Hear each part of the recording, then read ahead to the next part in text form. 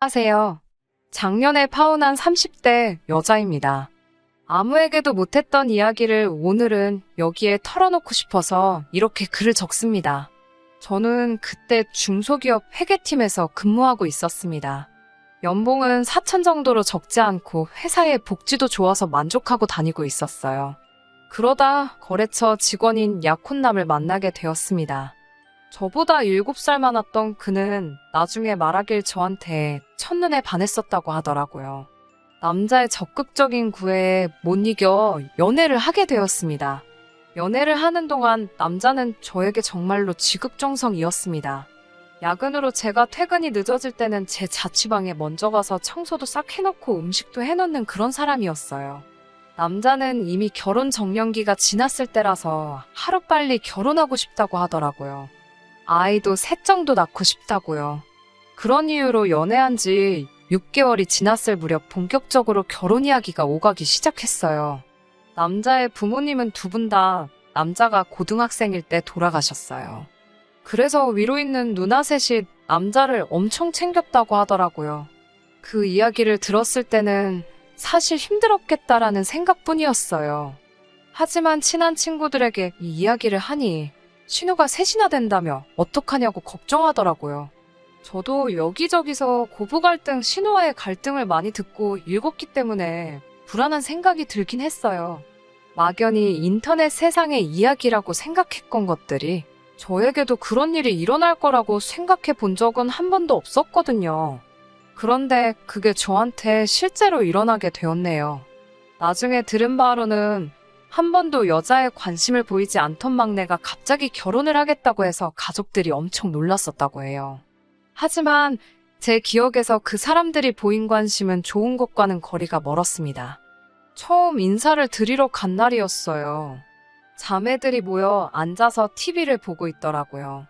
제가 안녕하세요 라고 인사를 했지만 아무도 들은 척 해주지 않았어요. 다 같이 모여 앉아서 TV를 보며 깔깔대고 있을 뿐이었고요. 저를 없는 사람 취급하는 기분이었어요. 게다가 둘째 누나가 감자탕을 끓였다며 앞앞에 한 그릇씩 퍼주더라고요. 그런데 제 거에는 정말 국물 한 국자하고 뭉개진 감자 한 덩이가 있을 뿐이었어요. 제가 좀 더 주세요라고 말하자 야 저기 있잖아 가서 네가 퍼먹으라고 하는 거예요. 순간 야라는 호칭에 제 귀를 의심했지만 다른 사람들이 아무 반응도 없길래 저는 한마디도 못했습니다. 아무튼 좀 더 국을 풀려고 냄비에 갔는데 냄비엔 찌꺼기밖에 없더라고요. 음식이 코로 들어가는지 입으로 들어가는지도 모르겠는 식사를 마치고 남자 가족들과 앉아서 TV를 보고 있는데 이번엔 셋째 누나가 맥주 한 잔 먹고 싶다 그러는 거예요.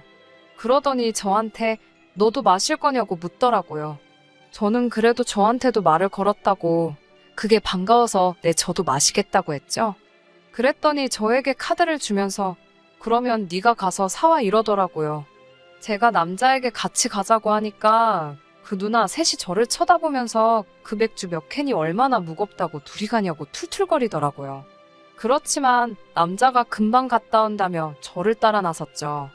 저는 문 밖에서 남자에게 지금 이게 무슨 상황이냐고 너무 짜증난다고 화를 냈어요. 저는 인사시킨다며 나를 데려와 놓고 이게 뭐 하는 거냐고요. 이렇게 나를 무시하는 니네 집과는 결혼할 수 없다고도 했어요. 택시 타고 떠나려고 하자 남자가 자기 가족들이 뭘 몰라서 그런다고 자기한테 조금만 시간을 주면 다 고쳐놓겠다고 붙들고 늘어지더라고요. 구구절절 사정하며 매달리는 남자를 보니 마음이 좀 흔들렸어요. 결국 다시 돌아가서 불편하고 어색한 시간을 보내고 집으로 돌아왔습니다. 남자가 늦게나마 저를 가족들에게 정식으로 소개하려고 하는데 그나마도 큰 누나란 사람이 말을 딱딱 끊더라고요. 결국 제대로 대화다운 대화도 나눠보지 못하고 집에 돌아왔네요. 그 일이 있은 뒤 얼마 지나지 않아 저는 임신을 했습니다.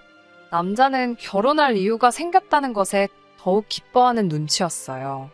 게다가 제가 다른 사람에게 말하지 말라고 하기도 전에 남자는 벌써 이 사실을 누나들에게 다 말했더라고요. 그리고 저희 부모님께도 전화해서 배불러 오기 전에 식을 올려야 한다며 결혼식을 밀어붙이더라고요. 그리고 저도 사실 막상 아이가 생기니까 결혼을 해야겠다는 생각이 확고해지긴 했어요. 저도 아이를 너무 좋아해서 유치원 선생님 되는 게 꿈이었을 정도였으니까요. 그리고 며칠 뒤 남자의 둘째 누나에게 전화가 왔습니다. 야, 오늘 출근 안 했지? 하며 나와 밥이나 먹자 그러더라고요. 그렇게 만난 식당에서 둘째 누나가 대뜸 저에게 야, 너가 우리 동생한테 가족 모임 못 나가게 했냐고 따지더라고요. 제가 왜 모임을 못 나가게 하겠냐고 역으로 물으니 아무튼 여우짓 하지 말라고 다 걸리게 되어 있다며 이번엔 경고로 끝나지만 다음엔 진짜 혼난다고 그러더라고요. 그러면서 한다는 말이 큰 누나가 저를 싫어하니까 알아서 잘 기어야 한다고 충고를 해주네요. 이 집에선 제 시어머니들 사람이나 마찬가지라나요. 아무튼 또 시간은 흘러 어느덧 상견례 날짜가 되었습니다. 배불러 오기 전에 화사하게 입으라며 친정어머니가 직접 골라 사주신 하늘색 투피스를 차려입고 나갔습니다.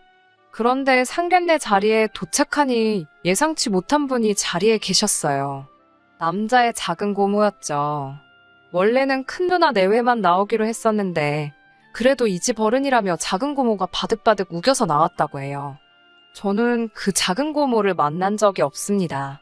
남자 말로는 성격도 괴팍하고 말도 필터 없이 하신다고요. 나름 유명한 한정식 집에서 하는 상견례였는데 단정하게 차려입은 저희 부모님과 달리 남자 쪽은 큰 누나 내외는 청바지 차림에 작은 고모는 골프웨어를 입고 나왔더라고요.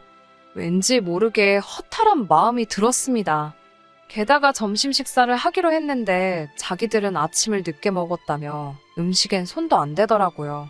덕분에 저희 부모님도 식사도 제대로 못 하셨어요. 전 속으로 이건 아닌데라는 생각만 계속하고 있었죠. 게다가 작은 고모라는 사람이 한다는 말이 어른이 먼저 이렇게 나오기 전에 싹싹하게 와서 인사도 하고 해야 된다면서 저더러 어려서 그런가 철이 없다고 하시더라고요. 그러자 친정 아버지가 아직 많이 부족하니까 잘 가르쳐 주시라고 하셨어요. 그러더니 큰 누나라는 사람도 말을 보태더라고요. 원래 수더분한 올케를 보고 싶었는데 너무 여우에다가 당돌하다며 집안 분위기 흐릴까 걱정이라고 잘 가르쳐서 보내달라고요. 결정적으로 혼수 이야기가 나오면서 사단이 나고 말았습니다. 저희는 둘 다 일단 허례허식 없는 결혼식을 하는데 동의한 상황이었어요. 그건 남자의 누나도 동의한 일이었고요.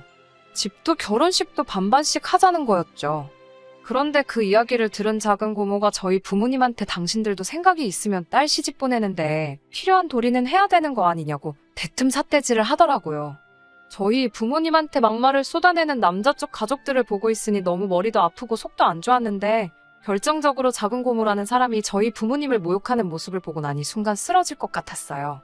그리고 곧 이어 다리 사이에서 뜨뜻한 느낌이 느껴졌어요.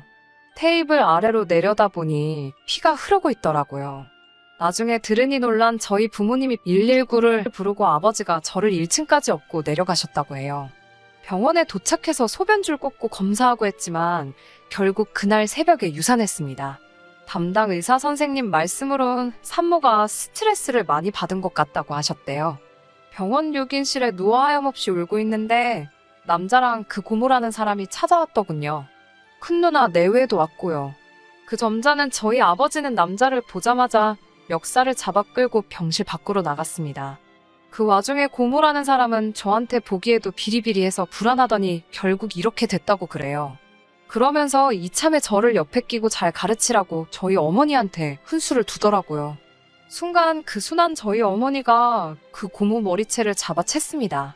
너 죽고 나 죽자며 그 여자 머리를 미친 듯이 흔들더라고요. 그 모습을 본 큰 누나 내외는 슬금슬금 뒷걸음질 치다가 도망갔고요. 그렇게 그 남자와 저는 파혼하게 되었네요. 그 남자는 지금도 종종 미안하다고 연락이 옵니다.